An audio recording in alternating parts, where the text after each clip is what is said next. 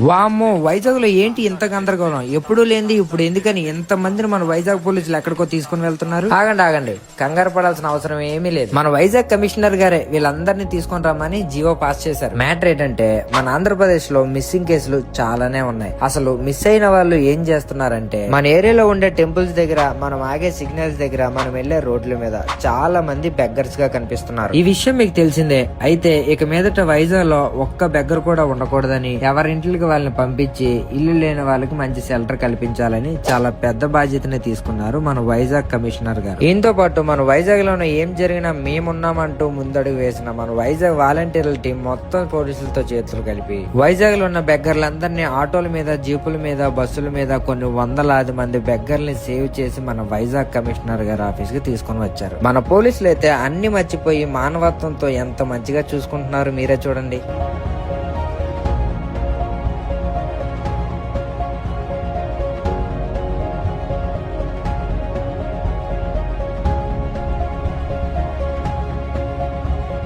అంతేకాకుండా బెగ్గర్స్ అందరికి cutting, saving, bathing చేయించి అందరికి మంచి మంచి బట్టలు వేసి హీరోలా రెడీ చేశారు చూడండి. తీసుకుని వచ్చిన ప్రతి ఒక్కరికి పోలీసులు మన వైజాగ్ వాలంటీర్ల సహాయంతో అందరికి టిఫిన్లు పంచారు. వాళ్ళు తిన్న తర్వాత మధ్యాహ్నం భోజనాలు రెడీ చేసి మన కమిషనర్ గారి చేతుల మీదుగా వాళ్ళకి భోజనాలు పెట్టారు. అంతేకాకుండా వాళ్ళకి ఏం కావాలో నేరుగా మన కమిషనర్ గారే వెళ్లి కనుక్కొని వాళ్ళతో పాటుగా భోజనం చేశారు. మన కమిషనర్ గారు చెప్పినట్లుగా మిస్ అయిన వాళ్ళలో చాలా మందిని మన పోలీస్ శాఖ వాళ్ళు ఐడెంటిఫై చేశారు. వాళ్ళందరినీ మళ్ళా ఇంటికి పంపించే ప్రయత్నాలు చేశారు. ఇల్లు లేని వాళ్ళకి మన వైజాగ్ లోనే ఉన్న షెల్టర్ హోమ్స్ కి పంపించేశారు.